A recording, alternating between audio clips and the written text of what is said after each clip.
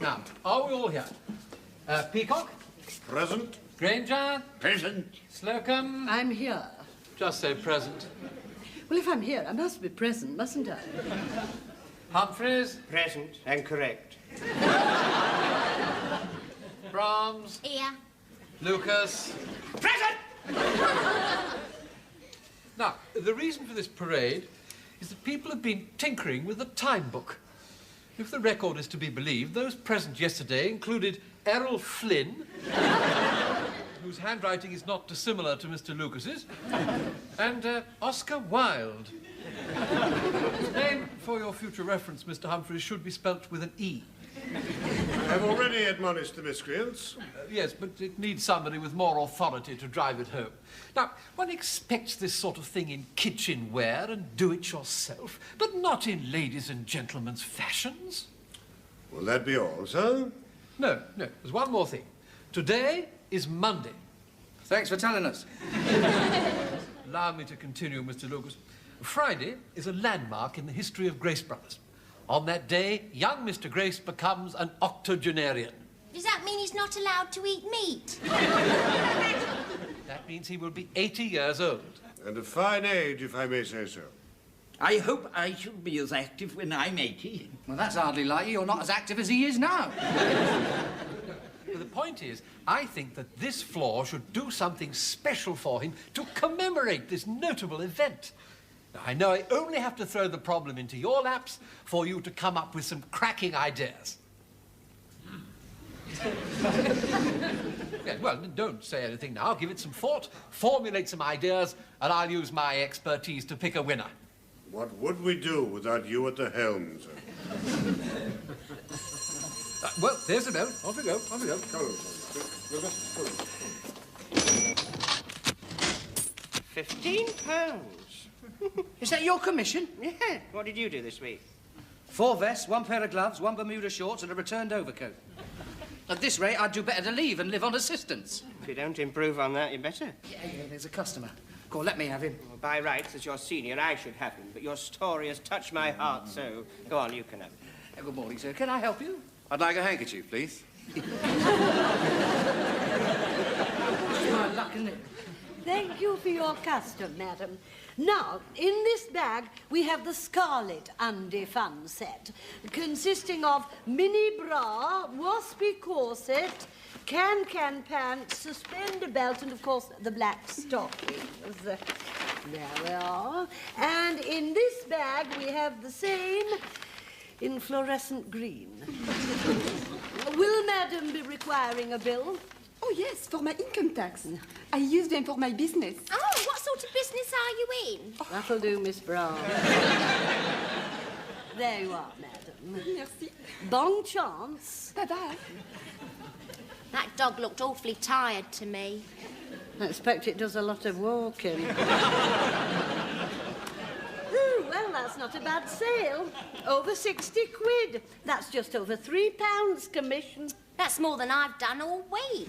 Oh, well, when I retire, you'll be the senior, and then you'll have first crack of the whip. But that means wait until you're 60. Blimey, that's... Be careful how you add up, Miss Brown. Why, that's almost 30 years. Now, you're flattering me just a teeny bit. But you're a bright girl. Oh, good morning, sir. Can I help you? Do you sell fur coats? Well, yes, we have quite a large range. Good. As a matter of fact, I want 2. 1 for my wife and 1 for a friend. I'll just get my junior to get the rail. Did you hear that? He wants 2 fur coats. You can't put a foot wrong, can you? Look, I'll tell you what. Since you've been so nice to me, I'll split this sale with you. I'll take the commission on the wife's coat, and you can have commission on her friend's. Oh, thanks. About what price range did you have in mind, sir? Well, in my wife's case, about £200. Oh, what a nice present. Can I have the key, Mrs. Slocum? We have to take precautions with luxury merchandise. There's a lot of nicking goes on.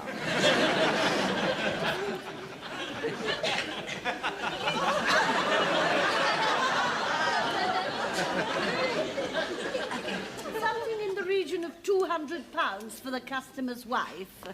Is it her birthday, may one ask? No, it's going to be a surprise. Oh, if only there were more gents about the likes of you. Now, this one is 190 in simulated mink. Very nice.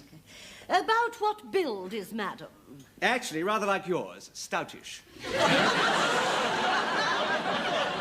the trade, we call it Juno-esque. Would you try it on for me? Miss Brahms? Oh, when a woman puts on a fur coat, the years just drop away. In my wife's case, they'd have a long way to drop. You look a real treat in it, Mrs. Slocum. There you are, an unbiased opinion. Yes, I'll take it. Oh, thank you, sir.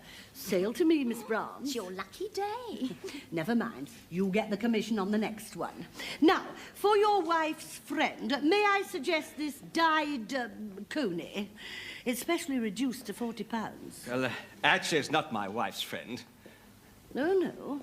No, it's for my friend. Oh, yes. I'm afraid we have nothing cheaper than that. On the contrary, I expect to spend a couple. Oh, a couple of hundred. She must be a very old friend. Couple of thousand. Oh, she must be a very young friend. Well, actually, she's my girlfriend. How about this? Genuine ranch mink, 2,100. Very nice. Would you mind putting it on? You have rather similar features. Of course, real mink on a very young girl can look dead common. Don't you think you might be better to give this to your wife and simulate it to your bit of fluff?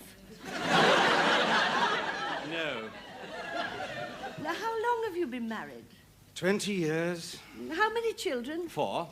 Do you mean to say that poor woman has given you the best years of her life? And all those children, and all she gets in exchange is this 190 quid rabbit? While she, that does nothing but wiggle her assets on your night off, comes for a £2,000 jackpot. Just a minute. What about all the time I spend sitting alone, waiting for him to get away from you? Don't you give me that sob story. You think I don't know, don't you? Just because I smile and put a good face on it. But it's here that it hurts. When I look into the faces of my little children, I see him. And I think of all those years that we've struggled together. Yes, but you've had him for 20 years. He's bored with you. That's why he comes to me. I'll make him feel young again. Don't you think you're getting away with this? The minute I saw this cheap imitation tool, I said to myself, right, monkey. He found somebody else. I'm putting 5 detectives on you when I'm going to my solicitor's first thing in the morning. You're quite right. That's exactly what she'll say. Cancel the coat for my wife. It will give the game away. I'll just take the coat for my Miss Girlfriend. That's over £100 commission for me. Oh, no, it isn't. We're splitting 50-50. The wife gets half the estate. There's a seat for you at the end of the table, Mr. Granger. Come along, over here. You haven't brought a spoon, Mr. Granger. No. I'm fed up with your complaining about the noise that I make when I'm drinking my soup. So I brought some straws. What have you got all those for? Well, they melt. The soup makes them soggy. Oh, it's like being on a North Sea oil rig when they've struck luck. What have you got in there? Oh, egg and onion, luckers, salt beef, gefilte fish, and bagels. You changing your religion? My mother saw Moses on the television last night. Thought Burt Lancaster looked so fit and manly, the diet might do me good. There's a mountain village in Russia where they all live to be 130. Yes, I've read about that. They eat a lot of vegetables and put yak butter in their tea. And what's more, they remain very virile right up to the end. Mrs. Granger drew my attention to that. I should stick a pack of margarine in your minestrone and pop over. See what happens? While we're on the subject of the aged, I think we ought to turn our thoughts to young Mr. Grace's 80th birthday. And why do we have to think about it? It's our turn. Catering did him last year. Well, of course, they went too far. It should have been obvious that a topless go-go dancer leaping out of a cake would have been a terrible shock for a man of his age. That was his second heart attack, wasn't it? His first one was when Mr. Lucas phoned up, said he was Hugh Fraser, and how much did he want for the shop? Well, he should have known that a scantily clad young girl would have that effect. Yeah, it's a pity. If you'd volunteered, Mrs. Slocum, you could have saved him 6 months in hospital. You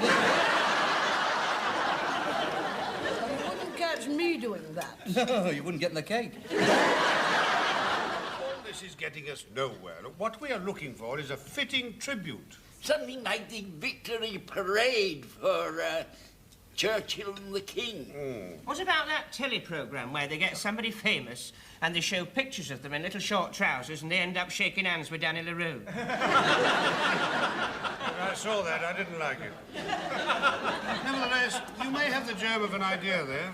You know, we could do Here Is Your Shop and show his rise from rag trade to riches. Yeah, but wouldn't it be a lot of work finding all that out? Yes, and all the other departments would have to come in on it as well. Why don't we call it Here Is Your Department? And confine it to the way young Mr. Grace has affected all our lives. And throw in a bit of his early history as well. Yeah, but how do we find it all out? Well, I know quite a lot. I met him one day in 1926 on a bus when his car had broken down. Oh, yeah. I can see it all now. Does this voice mean anything to you? Fares, please. Plenty of room. Yes, you're right. That is the very actual conductor. Here he is, 127 years old. We've flown him in especially from a tribe in a little village in Russia. Here he is, being virile all over the place with yak butter all over his beard. Yes. Well, I hardly think we have those travel facilities at our command. Here, I couldn't help overhearing your conversation, seeing as how I've been listening to every word. And I can put your mind at rest that your troubles are at an end, because for the last 2 years he's been writing his memoirs. How do you know that, Harmon? I've been helping him make them up. Got them by the side of his desk. All someone's got to do is nick them. Who? Oh, look at me, I mean... But I can be counted on to help you out with any undercover operation.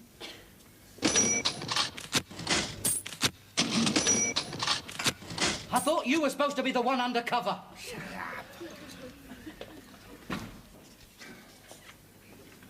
There you are, Mr. Grace. Your tea. Oh, Mr. Harmon, you've forgotten the biscuit. Oh, sorry.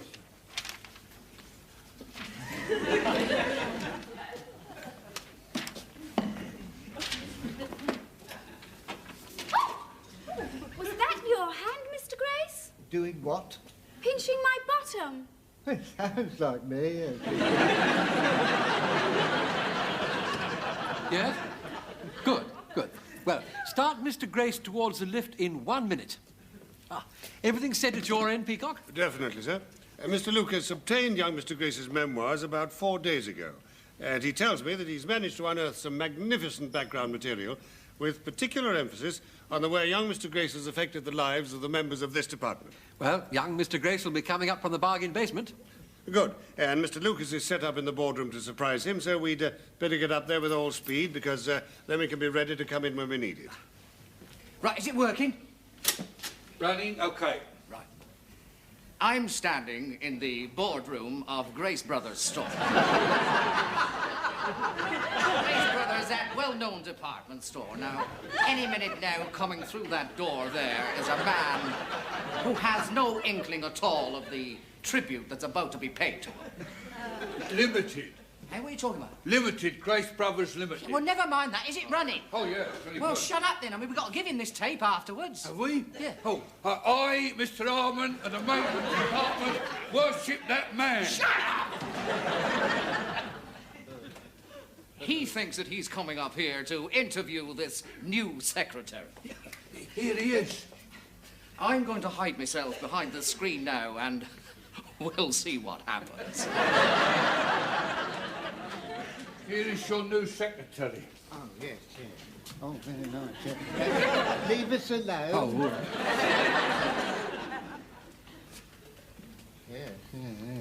You're a pretty little thing, aren't you? Well, my shorthand speed is 120, and my typing is 60. Yeah, very good. Never mind about that. Well, what are your measurements? Well, 38, 22, 36. You've got the job. Oh, Mr. Grace, I'm sorry to disappoint you, but this is not a real secretary at all. No, this girl is just a decoy brought here for one reason only. Blackmail?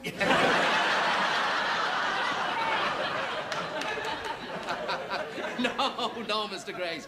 So that we can pay a tribute to you of your achievements. Mr. Grace, here is your department.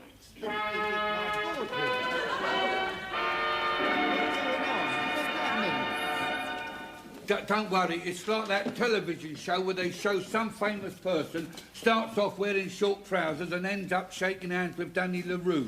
Yeah, I saw that. Didn't like it. Our story begins in a humble back street in the East End of London in the year 1897. Here lived Henry Grace and his wife, Ethel. To this devoted couple was born a bouncing baby boy.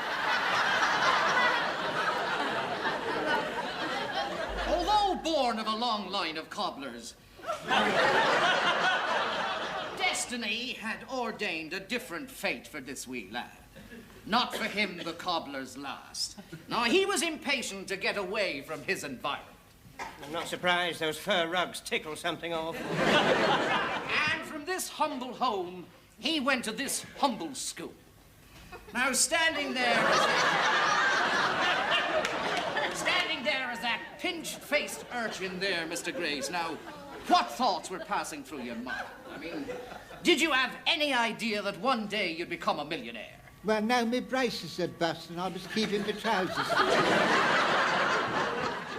Yes, no doubt. No, little did you know what an important part trousers were going to play in your life. But that is still in the future.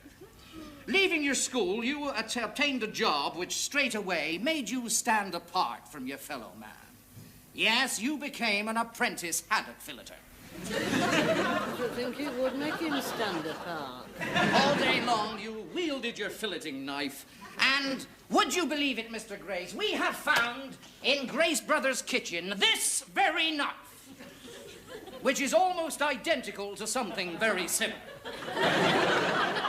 Very glamorous job, you know. My friends used to call me fish fingers. But soon those fish fingers were to be pushing your very own fish barrel. And little did you know that in Folkestone, where some of that fish probably came from, a pram was being pushed along a not so very different street. And in that pram was none other than Mr. Ernest Granger. Small world, isn't it? And here is a picture of that very pram with that very Granger in it. And here, believe it or not, to greet you in person, all the way from the first floor, is Mr. Ernest Granger.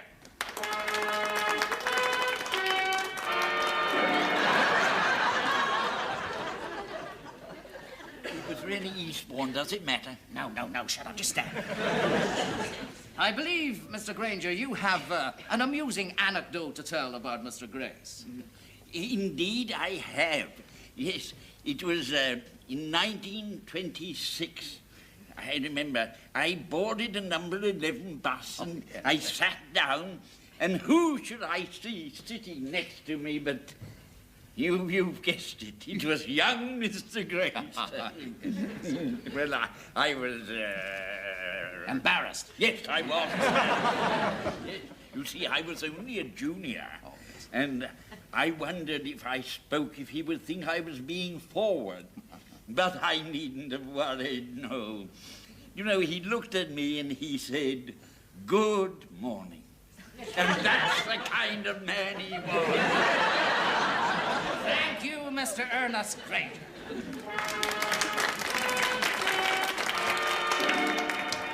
That was very touching, Mr. Granger. But we have jumped ahead in our story. Now, no sooner have you established yourself as an itinerant purveyor of filleted fish when the war clouds gathered. Without hesitation, you answer your country's call.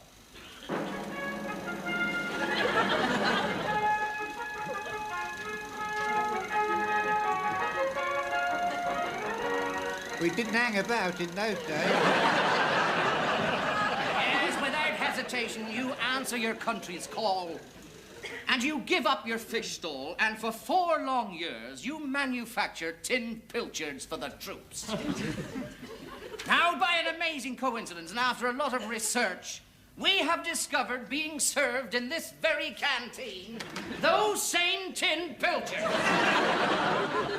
Waste not, want not. I can tell you, the army bought a lot of those in the last war, too. And also, by a coincidence, there is here, Mr. Gray, somebody this evening who was also in that army, who might very well have eaten those very same pilchards. Yes, Corporal, later to become Captain Stephen Peacock.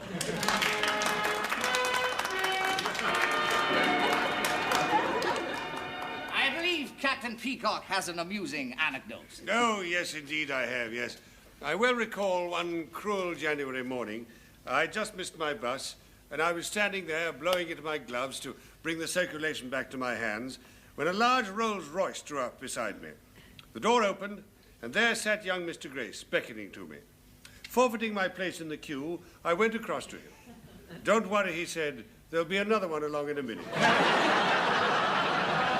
And with a cheery wave, he slammed the door and drove off. That's how I shall always remember Mr. Grace. Never too busy to stop and give a word of hope and encouragement. Thank you, Captain Stephen Peacock. But we are ahead of our story. We left you in 1918, still canning pilchards. And for 8 long years, you tried your hand at this, that, and quite a bit of the other. And until your hard work and determination and your will to succeed finally paid off. Yes, a remote uncle left you Grace Brothers in his will. That was in the year 1926. By a coincidence almost beyond belief, this very same actual year marked the birth of none other than Rachel Yiddle. Yes. I see surprise and bewilderment chase across your face.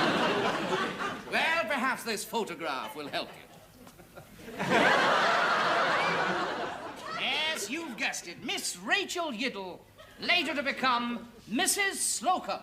And now, Mr. Grace, does this voice remind you of anything? I've pressed everything in sight and I still can't make it go up or down. You haven't found that young secretary I had in 56, have you? No, Mr. Grace. No, it's the voice of Shirley Brown's. And here she is. Now, I believe you both have an amusing anecdote to tell. Indeed, we have. There was me and Miss Brahms with young Mr. Grace in this lift, and it got stuck fast. Yes, I pressed all the buttons and I still couldn't shift it. And I got ever so frightened. And would you believe it, young Mr. Grace cuddled her for half an hour while I shouted for help. And when the engineers finally arrived to rescue us, he was as cool as a cucumber. "Don't worry about me," he said. "Save Mrs. Slocum, and then come back for me and the bird later." And that's the sort of man he is. Thank you, Shirley Brown's and Rachel Yiddle.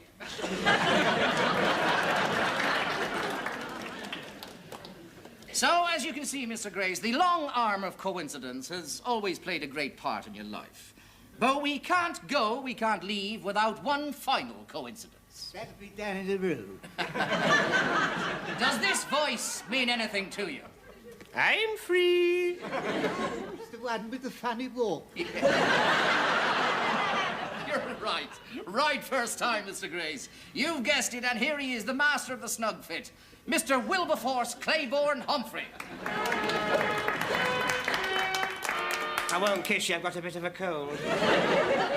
Now, I believe you've got an amusing anecdote to tell, Mr. Humphreys, about Mr. Grace's ability to make a quick decision. Oh, I have. When I first came here for a job, I went into Mr. Grace's office, and I said, "My name is Humphreys. I'm young and I'm willing." Mr. Grace stood up, he raised his hand, he said, "Mr. Humphreys, say no more. We don't want your sort here." But nevertheless, 5 days later, you were employed by Grace Brothers, and only Mr. Grace knows the reason for that change of mind. Well, it was because of someone who was very dear to you, probably the greatest friend you ever had, and you know who that was. Oh, no, it couldn't be him. They'd never give him a day off from Lily-White.